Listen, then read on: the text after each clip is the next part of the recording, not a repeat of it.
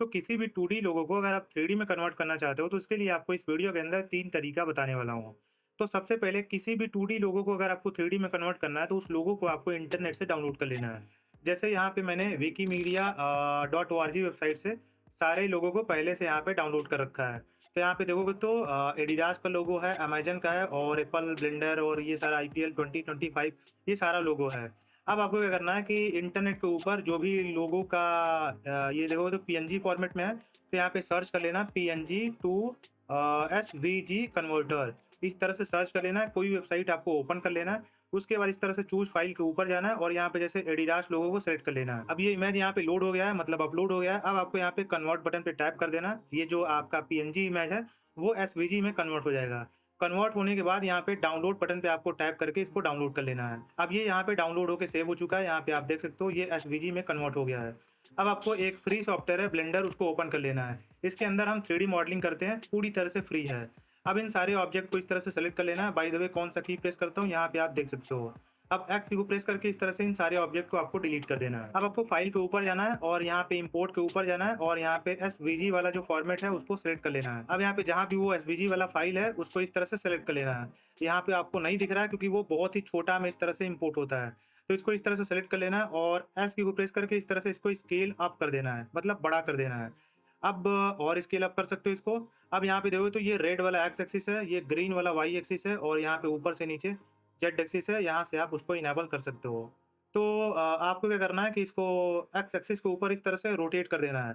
तो R for rotate, X for X axis के ऊपर और यहाँ पे 90 फीट कर देना है। तो ये एक्स एक्सिस के ऊपर 90 डिग्री रोटेट हो गया। अब यहाँ पे इसको सेट करके जी की को प्रेस करके इस तरह से इसको मूव कर सकते हो। तो मैं यहाँ पे इसको मूव कर देता हूँ। अब आपको क्या करना है कि यहाँ पे इसको सेट कर लेना। बाय द वे अगर आप इंटरनेट से किसी इमेज को आप एसवीजी में कन्वर्ट करोगे और यहाँ पे लोड करोगे ब्लेंडर के अंदर, तो यहाँ पे देखो ये शेप अलग है, ये शेप अलग है और ये शेप देखो तो टेक्स्ट के साथ है। तो आपको इसको सबको सेलेक्ट कर लेना और लास्ट में किसी को इस तरह से सेलेक्ट कर लेना है और यहाँ पे कमांड और जे की को प्रेस करना।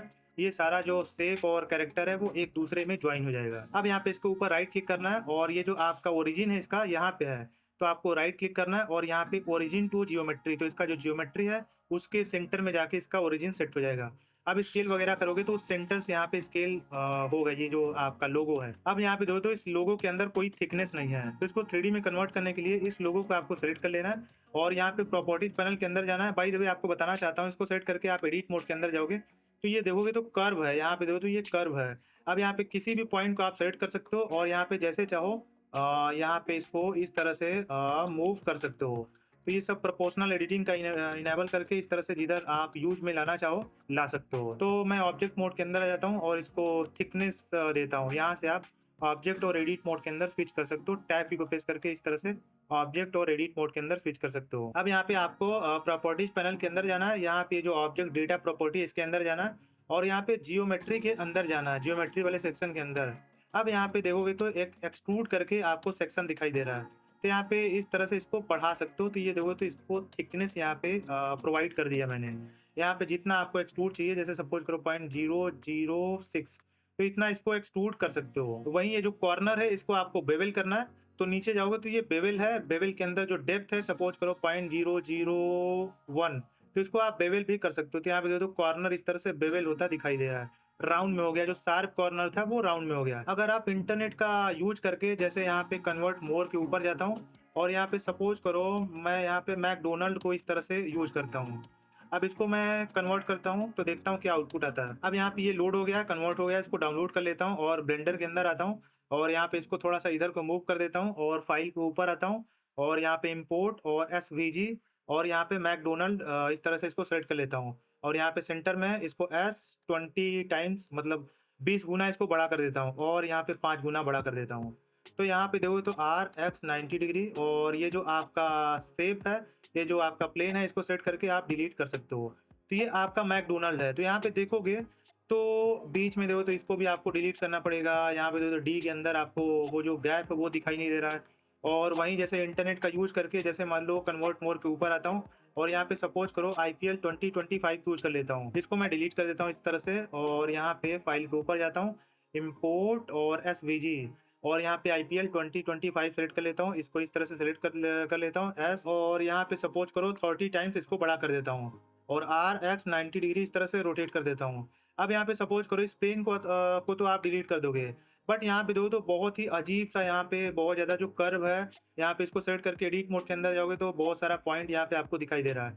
तो थोड़ा सा ये वियर्ड काइंड ऑफ एसवीजी में कन्वर्ट हुआ है, तो आउटपुट जो आपको यहाँ पे ब्लेंडर के अंदर दिखाई दे रहा है वो परफेक्ट नहीं दिखाई दे रहा है। तो अगर आपको इमेज को एसवीजी में कन्वर्ट करना है बट प्रॉपर शेप के साथ कन्वर्ट करना है, मतलब जो कॉम्प्लेक्स लोगो है उसको भी आपको 3D में कन्वर्ट करना है एसवीजी में कन्वर्ट करने के बाद, तो आपको एक सॉफ्टवेयर का यूज करना पड़ेगा। ये भी सॉफ्टवेयर पूरी तरह से फ्री है, बहुत ही पावरफुल सॉफ्टवेयर है। इसका नाम है इंकस्केप और इसके अंदर किसी पीएनजी को एसवीजी में कन्वर्ट तो कर ही सकते हो, और यहाँ पे पूरी तरह से आप स्टार्टिंग से स्क्रैच से कोई भी लोगो, जैसा भी लोगो चाहिए यहाँ पे आप मॉडल कर सकते हो पूरी तरह से फ्री में, और लोगों को डिजाइन करके मॉडल करके आप सेल भी कर सकते हो। तो यहाँ पे आपको क्या करना है कि जो लोगो है, जैसे मान लो ये आपका आईपीएल 2025 नाम का लोगो है, ये लोगो इसको यहाँ पे आपको इस तरह से ड्रैग एंड ड्रॉप करना है, यहाँ पे ओके पे टैप कर देना है जो भी डिफॉल्ट सेटिंग है। अब यहाँ पे इसको सेंटर में लाता हूँ, यहाँ पे बाय द वे ये जो विड्थ और हाइट है इसका जो लॉक वाला आइकॉन इसके ऊपर टैप कर देना। ये विड्थ और हाइट यहाँ पे लॉक रहेगा, इसको बड़ा करना है, इस तरह से बड़ा कर सकते हो। उसके बाद यहाँ पे आपको पाथ के ऊपर जाना है और यहाँ पे ट्रेस बिट मैप यहाँ पे चूज कर लेना है। फिर यहाँ पे ट्रेस बिट मैप के अंदर जाना है, आप सिंगल स्कैन के अंदर चले जाओ और यहाँ पे देखोगे तो ये आपको दिखाई दे रहा है। यहाँ पे इन्वर्ट इमेज को चेक कर दो। अब यहाँ पे जो ब्लैक कलर में दिखाई दे रहा है वो एसवीजी के अंदर कन्वर्ट होके आएगा। तो यहाँ पे देखो तो ये जो थ्रेशोल्ड है इसको इस तरह से बड़ा और छोटा कर सकते हो। तो यहाँ पे इतना लेके आता हूँ और यहाँ पे अप्लाई पे टैप कर देता हूँ। अब ये एसवीजी में कन्वर्ट हो गया, इसको इस तरह से बाहर कर दो और इस इमेज को इस तरह से डिलीट कर दो।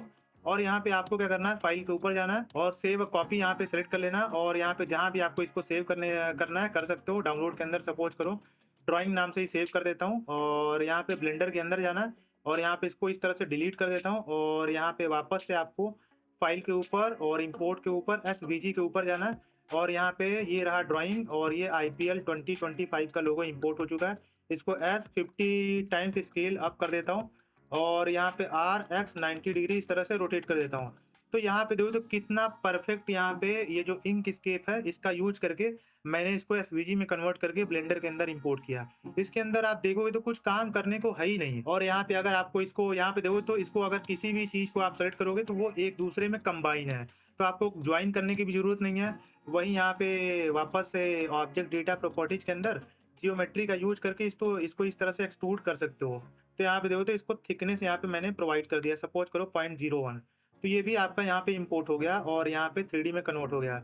राइट क्लिक यहाँ पे कर दो और सेट ओरिजिन टू जियोमेट्री। अब जो ओरिजिन से जहाँ इसका ओरिजिन है वहां से इसको स्केल वगैरह और आर जेड एक्सिस के ऊपर इस तरह से इसको रोटेट वगैरह कर सकते हो। और तीसरा तरीका ये है कि आप पूरी तरह से ब्लेंडर को यूज करो। अब चूंकि ये 3D मॉडलिंग सॉफ्टवेयर है तो किसी भी तरह का आपका 2D लोगो है कितना भी कॉम्प्लेक्स है उसको 3D में कन्वर्ट कर सकते हो।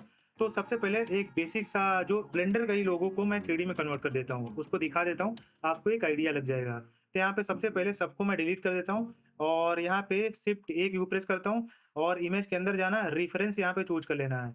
जो भी ब्लेंडर का लोगो है, चाहे जो भी लोगो है इसको 3D में कन्वर्ट करना चाहते हो उसको एज ए रेफरेंस इमेज यहाँ पे इसके अंदर इंपोर्ट कर लेना। अब इसको देख देख के आपको मॉडल करना है इसको 3D में कन्वर्ट करने के लिए। तो यहाँ पे देखो तो रोटेटेड है थोड़ा सा अलग से एंगल में, तो इसको सेलेक्ट करके आपको ऑप्शन और आर की को प्रेस करना है, तो इसका जो रोटेशन है वो रीसेट हो जाएगा। अब यहाँ पे आपको क्या करना है कि यहाँ पे देखो तो इसका जो शेप है, यहाँ पे देखो तो आउटर शेप देखो तो थोड़ा अजीब सा है, और इस शेप का कोई हमारे अंदर इसके प्रिमिटिव शेप पहले से नहीं आता है। तो इसके लिए आपको क्या करना है कि शिफ्ट ए की प्रेस करना है और कर्व के अंदर जाना है, बेजियर कर्व चूज कर लेना है। उसके बाद यहाँ से एडिट मोड के अंदर जाना है, बेजियर कर्व को सेलेक्ट करके अब यहाँ पे ए की प्रेस करना है और सबको सेलेक्ट कर लेना है और एक्स और यहाँ पे वर्टिसेस चूज कर लेना है। सारा डिलीट हो गया है। अब यहाँ पे आपको ये जो कर्व पेन है इसको एक्टिवेट कर लेना है और यहाँ पे जूमिंग करना है, जो भी शेप है उसके ऊपर इस तरह से आपको टैप करते जाना है। चाहे जो भी शेप है आपका ब्लेंडर का, चाहे जो भी आप 2D लोगों को 3D में कन्वर्ट करना चाहते हो, तो शेप को इस तरह से प्रिसाइजली जूम इन करके आपको इस तरह से टैप करते जाना है। तो यहाँ पे जो लास्ट वाला आपने स्टार्ट किया था वहां पे ले जाके पोजीशन कर देना है। अब आपको वापस से ऑब्जेक्ट मोड के अंदर आ जाना और यहाँ पे इस इमेज को आपको सबसे पहले यहाँ से हाइड कर देना है। अब यहाँ पे ये आपका कर्व है, इसको सबसे पहले आपको ऑब्जेक्ट में कन्वर्ट करना है। उसके लिए ऑब्जेक्ट के ऊपर जाना है, कन्वर्ट के ऊपर जाना है और यहाँ पे मेश चूज कर लेना है। ये मेश में कन्वर्ट हो गया है। लास्ट वाला पॉइंट जो स्टार्टिंग और लास्ट वाला था वो यहाँ पे था। अब इसको सेट करके एडिट मोड के अंदर आ जाना है और यहाँ पे इन पॉइंट को सेट कर लेना, एम की को प्रेस करना, इस तरह से एट सेंटर मर्ज कर देना अगर वो मर्ज नहीं है तो। अब आपको इन सारे को इस तरह से सेलेक्ट कर लेना है डबल टैप करके किसी भी वर्टिसेस के ऊपर। अब आपको F की को प्रेस करना है, ये बीच में देखोगे तो एक गैप जो बचा था वो फिल हो जाएगा। अब आपको फेस सिलेक्शन मोड के अंदर जाना है और यहाँ पे इसको इस तरह से एक्सट्रूड कर देना है।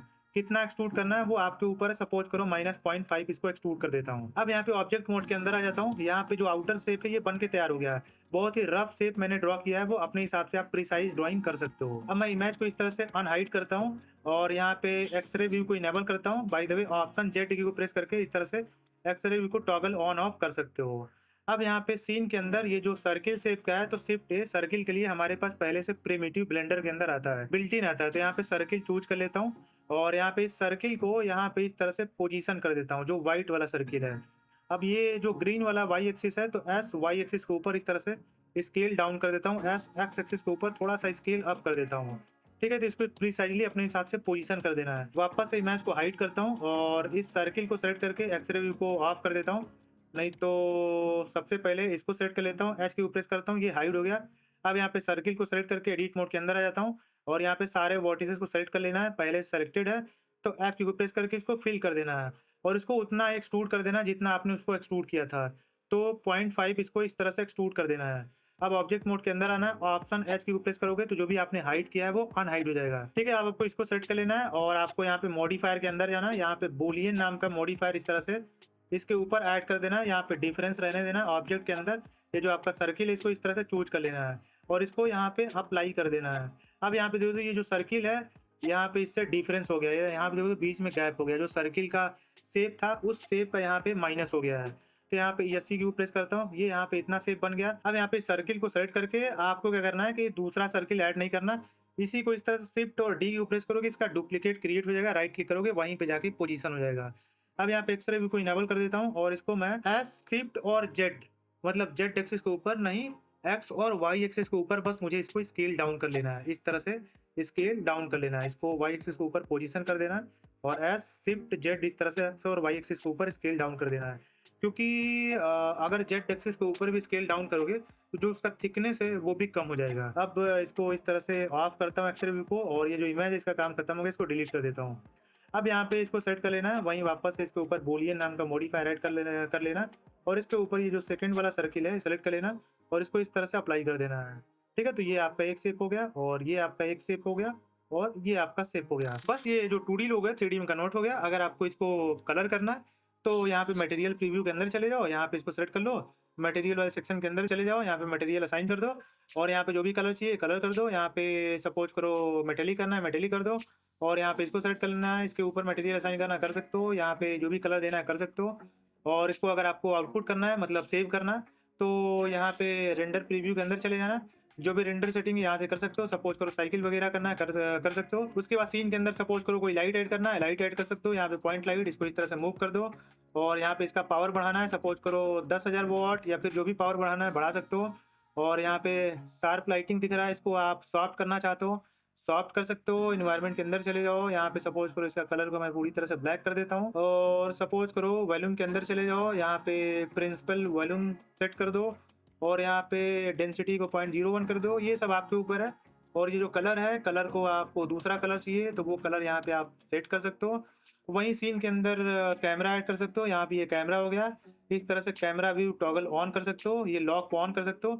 उसके बाद मूव करोगे तो कैमरा का जो व्यू है वो यहाँ पे मूव होता दिखाई देगा।